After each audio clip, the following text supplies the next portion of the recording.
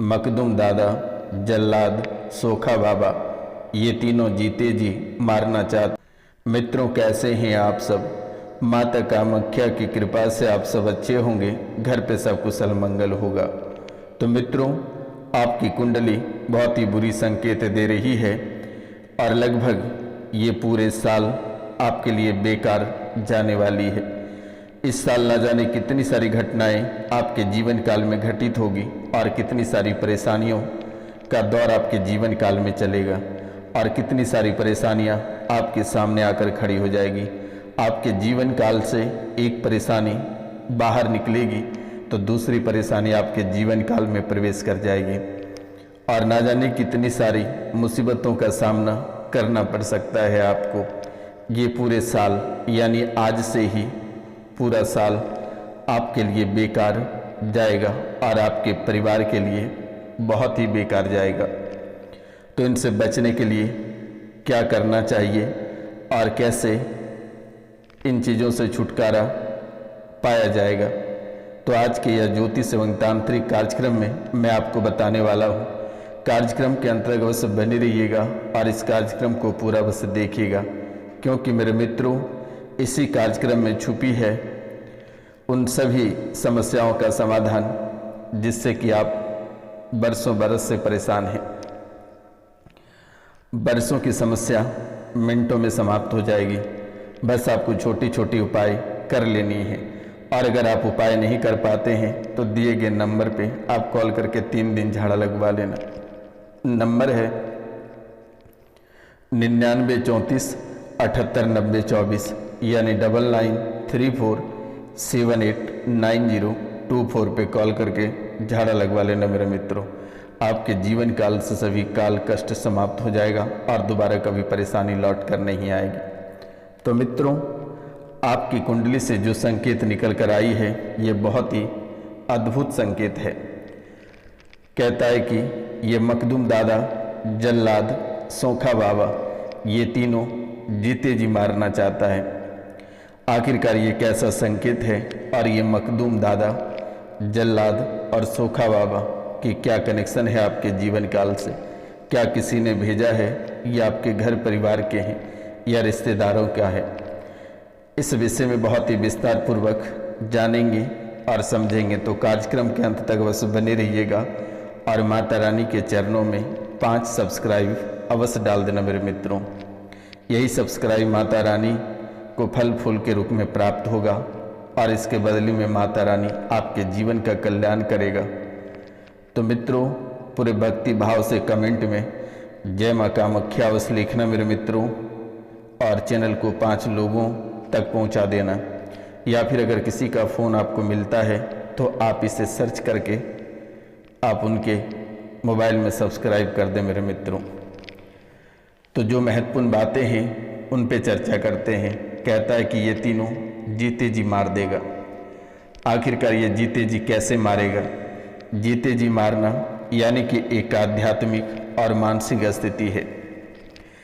जीते जी मरना यानी कि एक आध्यात्मिक और मानसिक स्थिति है। यह व्यक्ति जीवित रहते हुए भी अपने भीतर मृत्यु का अनुभव करता है।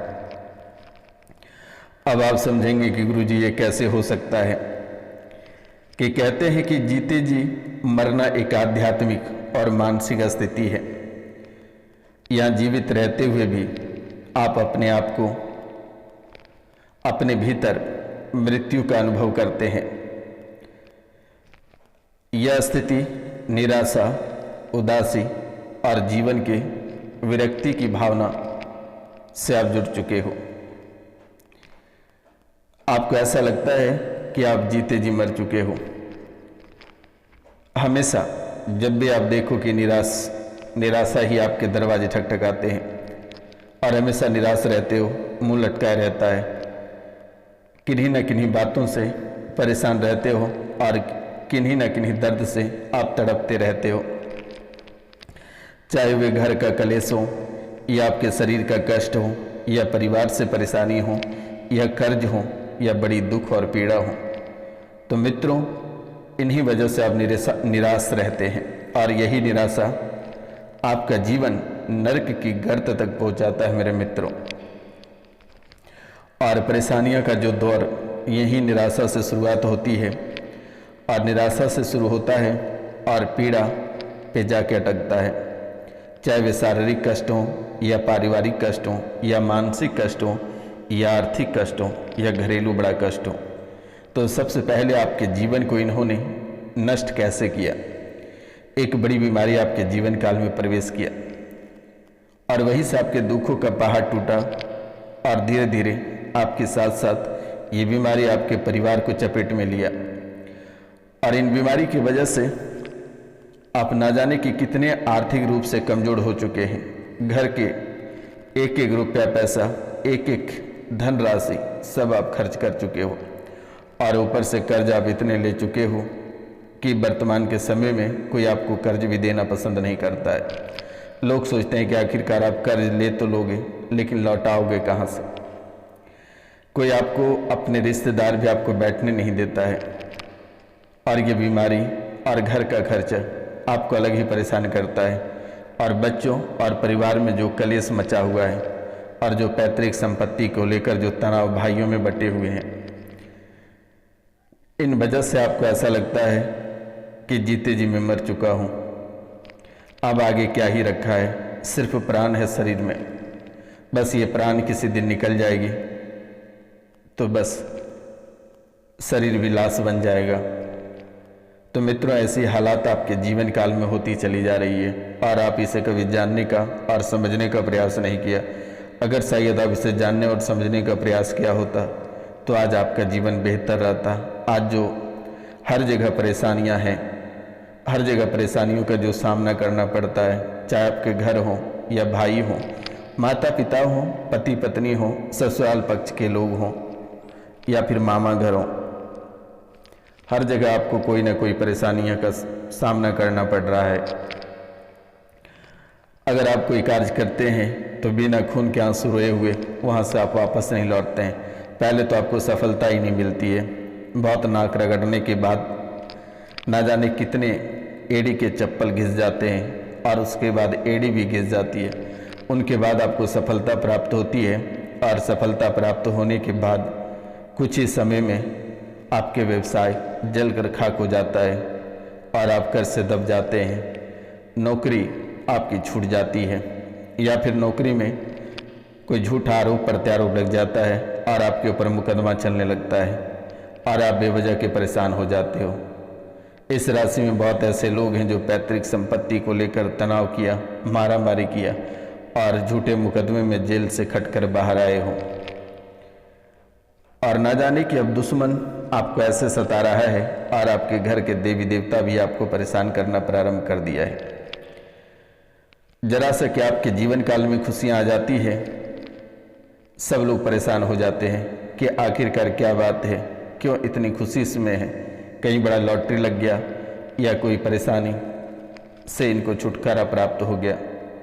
लोग आपको खुशी कभी नहीं देखना चाहता, लोग चाहता है कि आप खून के आंसू रो, परेशान हो, लोगों के सामने हाथ फैलाए, गिड़गिड़ाते रहे, भीख मांगता रहा, बच्चे को अच्छे स्कूल में ना पढ़ा सके, आपके बच्चे व्यापार ना कर सके, आपके बच्चे नौकरी ना कर पाए, बस दूसरों के तलवे चाटे और दूसरे के यहाँ गुलामी बन के जिए। ऐसा आपके दुश्मन समझते हैं। क्या आपके परिवार में थोड़ी सी खुशियाँ आती है तो दुश्मन खून के आंसू रोने लगते हैं। अपने दुखों से दुखी वो नहीं है, लेकिन आपकी खुशी से वो जरूर दुखी है। लेकिन बेटा, अब आपको घबराने की आवश्यकता नहीं है। ये रोशनानंद महाराज सन्यासी बाबा जब तक जीवित है तब तक आपके जीवन काल में कोई परेशानी लौट कर नहीं आ सकती है।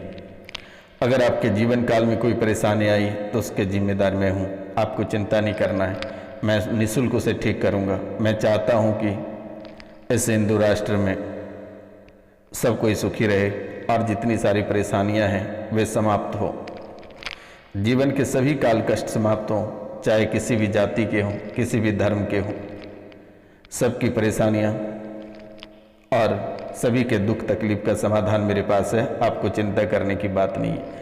आप सीधा दिए गए नंबर पे कॉल करिए और 3 दिन झाड़ा लगवाइए। जीवन से सभी परेशानी कोसों दूर अगर नहीं चली गई तो आप हमें जो कहेंगे मैं उसे मानने को तैयार हूँ। तो आपके जीवन काल में जो परेशानियां चल रही है ये हमेशा हमेशा के लिए समाप्त हो जाएगी। अब मैं बात करूंगा उदासी की। ये उदासीनता आपको काफ़ी कोस रही है और हर जगह से उदास और निराश यही आपको अपने जीवन काल में देखने को मिल रहा है। चाहे कोई भी कार्य हो, आप जिधर ही कदम बढ़ाते हैं, जिधर ही हाथ बढ़ाते हैं, वहाँ से ही आपको निराश ही लौटना पड़ता है और हर जगह से आप उदास ही रह रहे हो। परिवारों से भी आप कोई खुश नहीं हो। जीवन में विरक्ति की भावना बहुत ही अधिक बढ़ती चली जा रही है। लगातार उदास और निराश महसूस होने लगा है। ये आपके जीवन के सबसे अद्भुत पल और अद्भुत लक्षण है। जीवन में कुछ भी करने का मन नहीं करता है, लगता है कि सोए रहें या फिर घर से कोसों दूर चले जाएं या शांत होकर एकांत में बैठकर माथा पकड़ते हो। ये उदासी और निराशा ये दोनों आपके साथ चल रहे हैं वर्तमान के समय में। जीवन में रुचि की कमी हो रही है। आसपास की दुनिया और लोगों में रुचि खो दिए हो और जीवन के प्रति उदासीन हो गए हो। एक होता है कि आसपास टोला मोहल्ला या परिवारों के बीच में बैठना, इन चीज़ों में आपको बिल्कुल भी मन नहीं लगता है। इन सब चीज़ों में आपको बिल्कुल भी रुचि नहीं है। एक मनुष्यों को लगता है कि ये चीज़ खाना है, ये चीज़ पहनना है, यहाँ जाना है, इनके पास बैठ के गप्पे लड़ाना है, लेकिन ये सब बिल्कुल भी आपके साथ नहीं है।